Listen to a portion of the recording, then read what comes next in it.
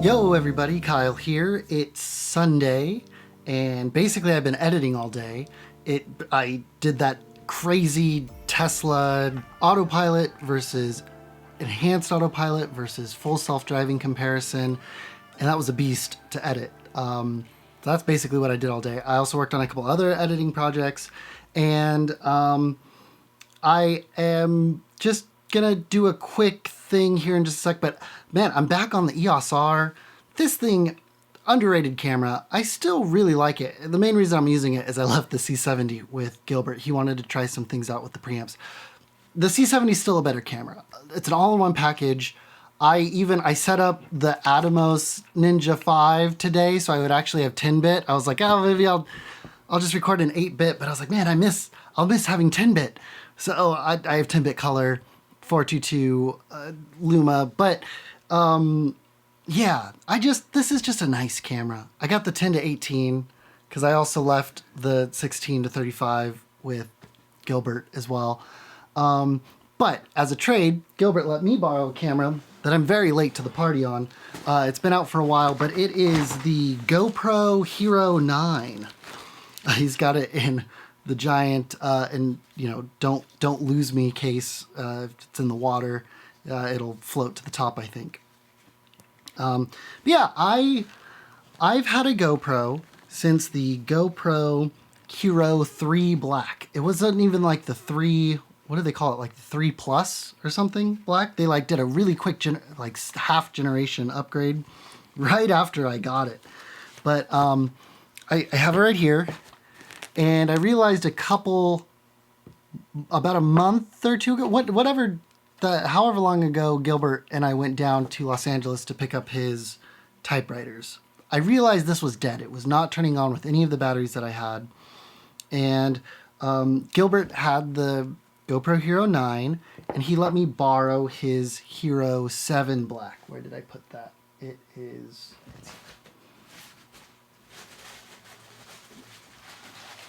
I've been borrowing the 7, and it's been great. I mostly use it for time lapses. That's kind of how I worked my brain with the HERO3.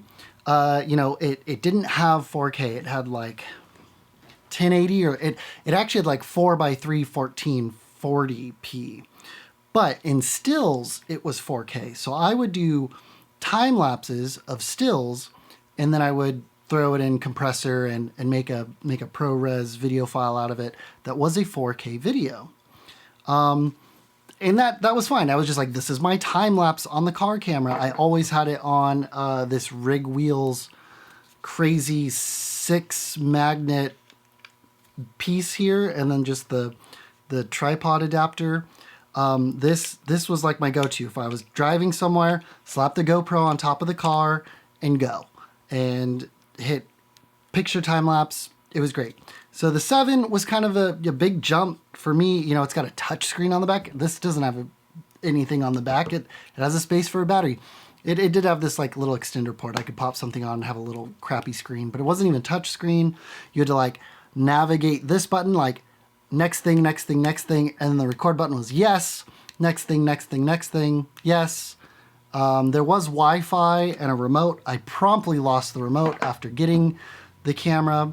Back when, the remote came with the camera. I don't think they come with the camera anymore, but I promptly lost it. And I was always too lazy to connect it to my phone. It always seemed like more work than it was actually worth to connect to my phone. But the 7's been nice. It's a little weird navigating, like I always forget, like, okay, I need to like swipe down from the top to access certain menus, swipe up from the bottom to access other menus. It's a little weird. And even like just clearing the SD card is kind of wonky on it. So I'm really curious just to see like how the menu has improved on the GoPro HERO9. And the really cool thing, of course, is the like front screen.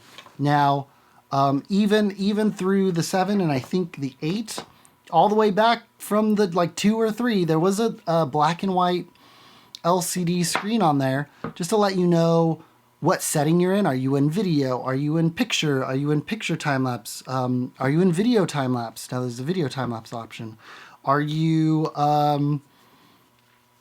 I don't know. What else does the GoPro do? That's all I use it for. So it's just like confirmation of what setting you were on, and like if you were recording, how many minutes, seconds, hours you were into it, or if you're taking a stills time lapse, how many frames you were into it. So we actually have like a color display on the front, and I can, you know, vlog with it, I guess, and know that I'm in frame. Although it is more square than is it a perfect square, or is it 4:3? I think it's a perfect square. So whereas like I'm recording 16:9, if the square is just the center, if I put myself in the frame, then I'm perfectly center in the frame, I guess. Yeah, I haven't even like looked up the website, what the other things are. Let's just turn it on, see what I can do with it. Though I think this battery is dead. So let's see. The battery, it doesn't come out of the bottom because the bottom now has the integrated pins. Even this GoPro Hero 7 needed a like skeleton cage to at least mount it. This one I can mount directly onto my accessories. Let's see. There's some batteries in here.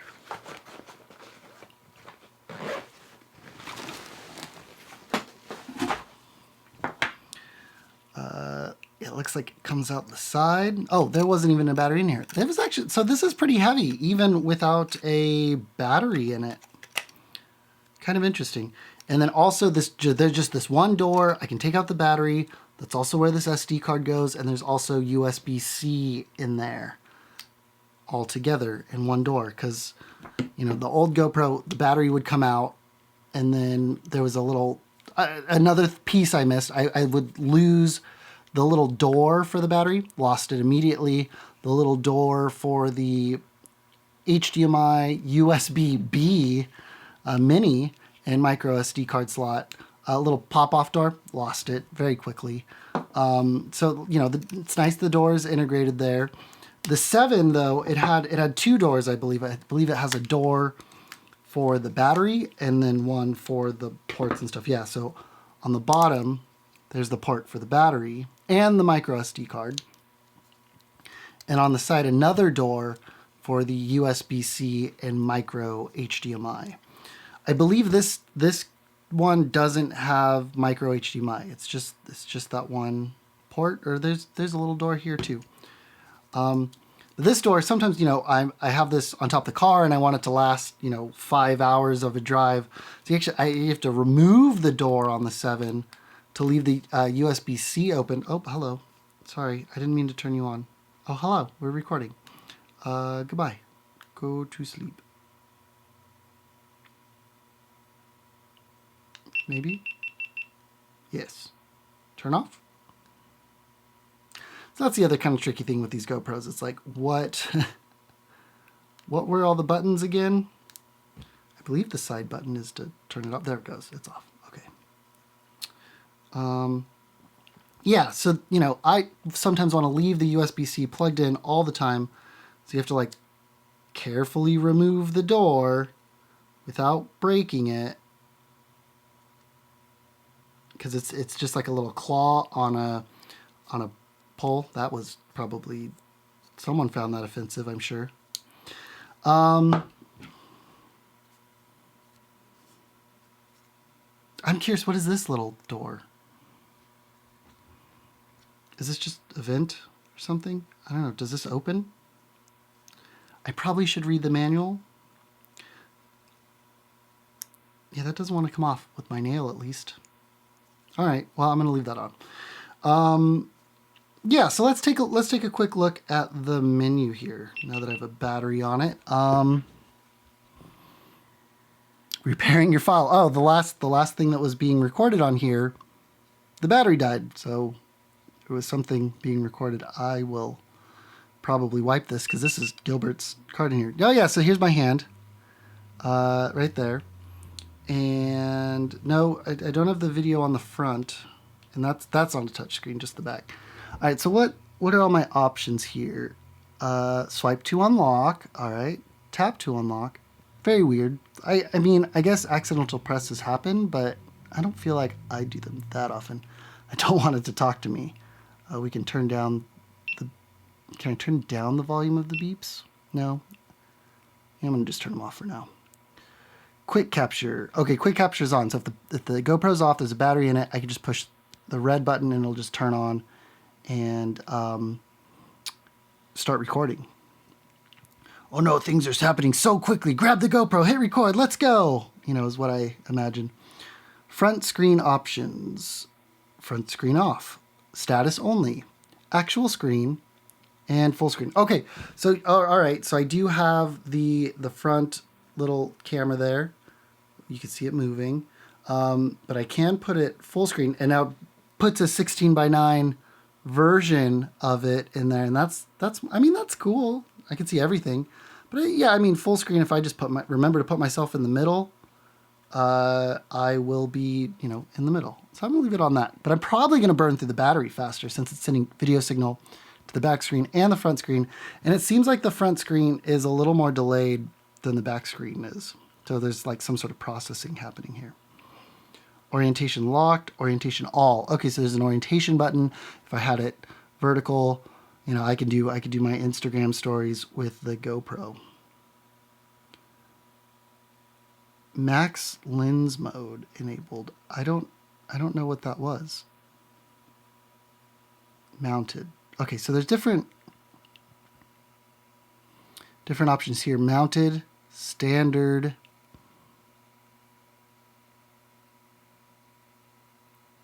and this still suffers from like the GoPro. Like I never know for sure if I'm tapping. Like a quick tap is one thing, but a medium tap and a long tap are different things. Just a lot of different stuff. Slow-mo. Okay, high frame rate, 240 frames per second. Nope. I actually want to tap that. Cinematic, 5K, 24 frames per second. L+. I'm not sure what the L+ is. And boost, that's stabilization. Normal speed. All right, yeah, just have 24 frames per second. Linear horizon leveling. Oh, yeah, so it's kind of canceling out some of that. So this is like the level of the field of view. Changing the field of view. Wide. I think linear is probably... Nope. Stinking GoPro menus. Linear plus horizon leveling. So that's like a pretty strong... what do they call this? Smooth motion? I don't know. Something like that.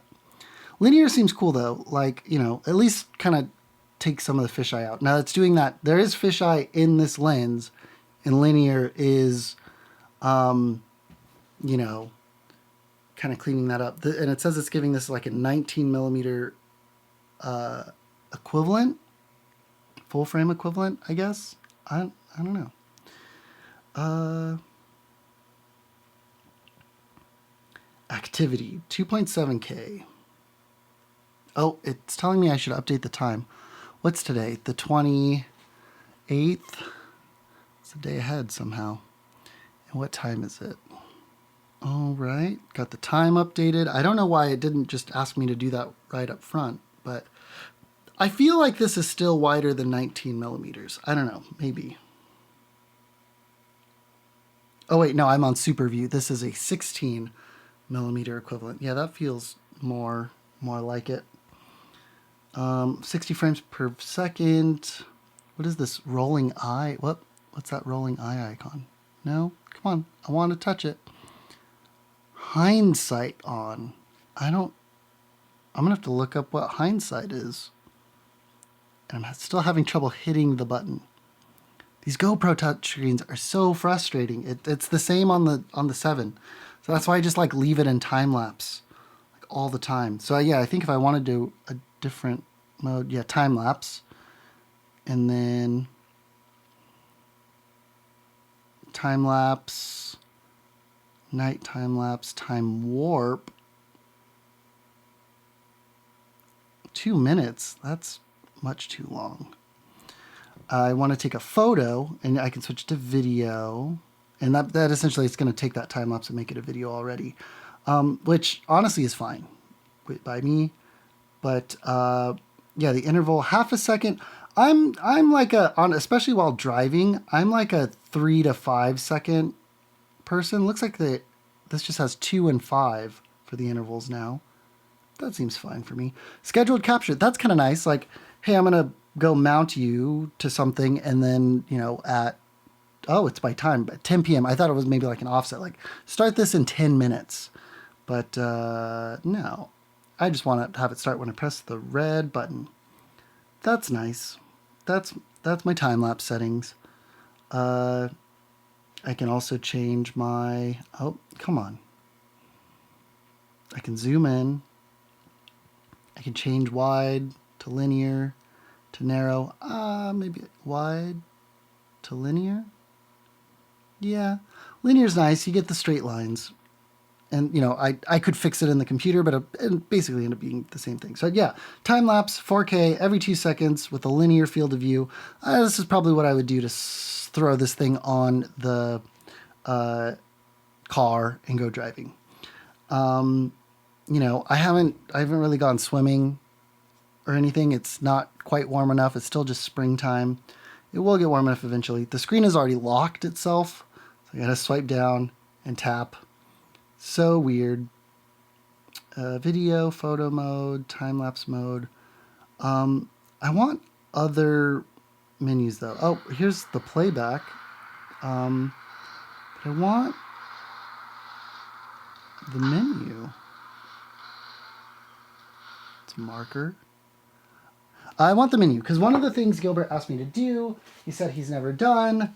He has the remote and has not lost it yet. I would totally have lost it by now. You know what? It probably needs to be charged.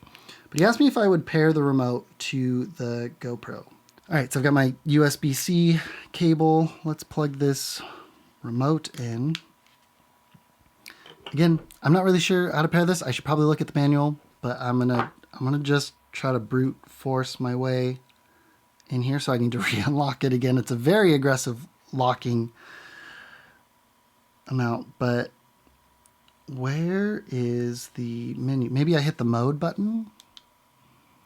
I'm cycling through the modes, so I don't want that. There's no longer a Wi-Fi button on it. I'm trying to find. This takes me to playback. Now I'm back here. No. I'm just switching modes now. Oh, there was a second page to the swipe down menu. That's where it was. Connections. Wi-Fi is on. Connect device. 5 gigahertz. I almost want to do 2.4. I'd have longer reach, right? If I had 2.4 gigahertz, it'd be slower but longer reach. So that's probably more ideal for the remote. I could be further away from it. I don't know. I'm not great at this stuff. Okay, connect device. And I want to connect a remote. Hey, I'm figuring it out. All right. Connect the remote. Put the remote in pairing mode. Okay. There is a power button for the remote. Looks like it's booting up. Pair new. I assume hitting the red record button takes me to that setting. Connecting to the remote. Connection successful. Hey, we are connected. I'm in time-lapse mode, and it's got a mode button on it. I can switch to video. Great. And I can start recording. Yeah, we're recording. And I started it from the remote. All right. Welcome to the GoPro HERO9. I don't know. That was cool. I can go into... I could switch modes within the mode, but I hit the wrench. I thought it would take me somewhere else, but that's fine. And the mode button cycling through. This is very GoPro classic movement. And if I turn off the remote, does it also turn off the GoPro? RC powering off, GoPro's still on. I still have to power this off on its own. One thing I'm noticing with the GoPro being on for a period of time, it's getting warm. I can't say that my GoPro Hero 3 got that warm, except in the summer and it was like on top of the car baking in the sun. Then it got warm, but I don't feel like it had like much self-heating. And I believe Gilbert said he got his GoPro HERO9 Black to overheat. So, you know, maybe the advantages of having the older GoPro without a lot of screens is a low amount of self-heat, but the newer ones with a screen on the back and now the front, this is probably, you know, quite a bit more heat than it's used to. I remember watching some videos when the GoPro Hero 9 first came out, and I don't think people really talked about overheating, and I know that was something that like Gilbert was concerned about when he got it, because he's like, my Hero 7 overheats when I like he straps it to like planes and stuff, or RC copters and all kinds of crazy stuff. I'm gonna just turn screen lock off because I feel like I'm not gonna do too much accidentally. Yeah. So, yeah, how bad does the GoPro Hero 9 overheat? That's something I would like to maybe figure out in the next while. Maybe I can turn the front screen off and save a little heat build up. But you know, it's nice to have the little front screen and see what you're doing. You know, I'm probably still gonna like GoPro Hero 9 probably would not replace my phone as like my out and about vlog camera. Oh, I just got the menu to like, I hit something and then I rotated it really quick and it like froze up. But yeah, that's GoPro Hero 9, kind of cool in practice. One other thing Gilbert told me to check out, and that's this little media box. So it plugs in via the USB-C. So I think I have to take the door off. And then it adds a microphone, and I believe it adds the HDMI port I was mentioning it was missing. So it has another pass-through USB-C. It has a mic input, although it has this mic on it. And yeah, here's the micro HDMI port. So if you really needed HDMI, you can't just buy the GoPro. You also need this media box. So let's record. I'm in video. Yeah, I'm in video mode. All right, here's a clip on the GoPro Hero 9. How does it sound? And we'll put this mic on and listen to it right afterward. All right, so we'll mount the media thingy. This opens. Oh, okay. So you unlatch here. Oh, maybe not. Yes. And then this swings open. This will slide in, but I need to take off this door. There we go. So you just kind of peel it away and line up the USB-C.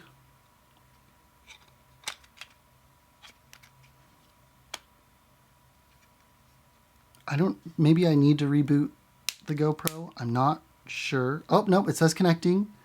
It saw it. Oh, and it turned off. So it rebooted on its own. All right. I see. Media mod connected. The mic is set to front. Tap video settings to change it or set up a shortcut. Media mod. Mods. Max lens mod. I don't have the max lens on here, but I do have the media mod. It's set to the standard mic. I assume standard mic is this mic. I don't know. Let's just record a clip and find out. Oh yeah, I actually have like audio meters down here now. Or did it have it earlier and I just missed it? I'm not sure. This is a test of the GoPro Hero 9 with the media mod, although I'm touching the little foam there. All right, here's a real test of the GoPro Hero 9 with the Media Mod mic. Does it sound better than the built-in mic? Or do I need to actually attach a mic? I can do now. Let's do that. I have my older Rode VideoMic Pro. It's got some battery on it, and the Media Mod added a cold shoe. And I'm going to plug it into the port here. This is ridiculous. The giant crazy microphone on a little GoPro. Let's make sure our audio settings are there. So we go to preferences again, mods, Media Mod. It is a powered mic. Well, this doesn't need it, but powered mic definitely makes me think that Powered Mic Plus adds 20 dB, but I'm pretty sure the Rode VideoMic Pro is going to be enough there. Let's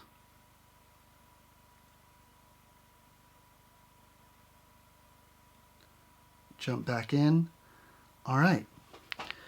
This is a test of the GoPro Hero 9 with the Media Mod and a Rode VideoMic Pro on top. This is a ridiculous setup. I probably wouldn't use it like this ever. Oh, and also the cable's probably dangling right in the way off the edge that I can't see. Oh, and now the fuzzy is dipping into the shot as well. This is not great. I hope it sounds okay though. All right, there we go. That might be the best sounding GoPro video I've ever recorded, but I'm sure it didn't look good. It didn't aesthetically look good either. So that's the Media Mod. You know, I think I would only get it if I absolutely needed HDMI, and I've very rarely. Oh, disconnecting. I unplugged it without turning it off, and it's going to reboot. Let's put this door back on before I forget.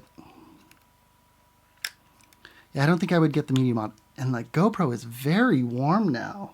Weird. I wonder if I can get it to overheat just from me playing around with it. All right, I'm turning the GoPro off because there's one other accessory I want to try out.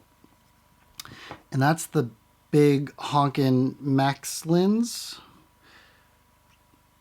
Yeah, the Max Lens mod. I actually have to remove the built-in lens. So I believe I twist it. Yep. And it's coming off. Yeah, there it goes. All right. So this is great. I think with the 8, they remove the ability to change out the lens, which is a huge oversight. Because if you crack that lens, you just have to send your GoPro Hero 8 in. This Max Lens mod. So I'm not exactly sure what this does.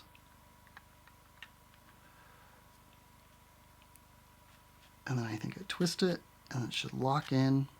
Yep. This is supposed to be just a super duper wide lens.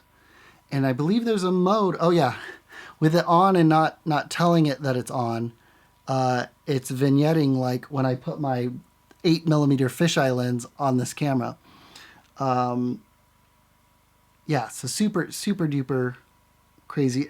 The funny thing is, you can see the stabilization in action because the fisheyiness, the vignetting is moving too. That's kind of funny. Okay, but I can go into the swipe down menu, swipe over, preferences, go down to mods, Max Lens Mod, and adds Max Lens Mod control. Oh, it was on. Okay, so let's, yeah, no, show. Go back. Max Lens Mod. Oh, maybe it was here. Oh yeah, there it is. Okay, so I turn that Max Lens Mode enabled, make sure the Max Lens Mod is attached, and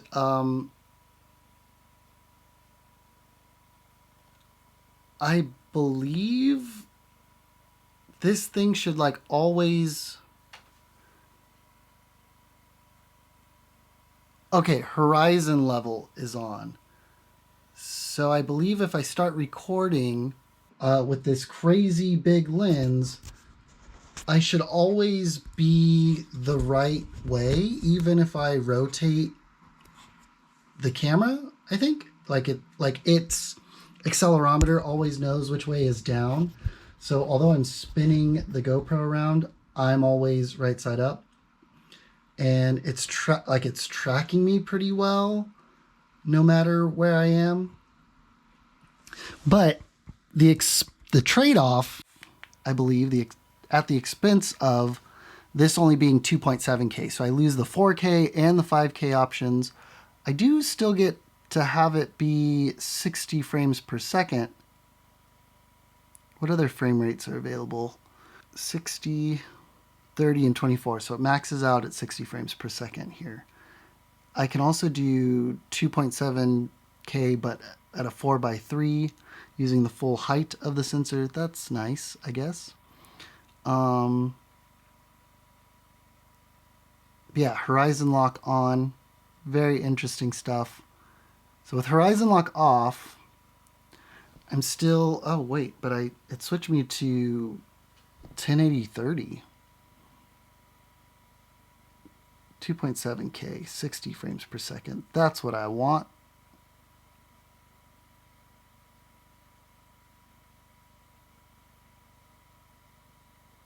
So without horizon lock, you know, the camera still spins and records that, but with the horizon lock on, with the max lens, it always knows which way is down.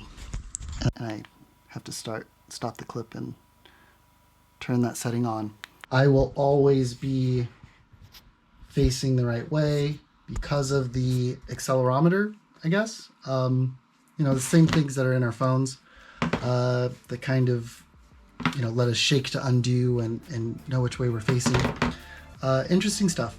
So that's the GoPro Hero 9, some of the accessories. I'm gonna play with it some more.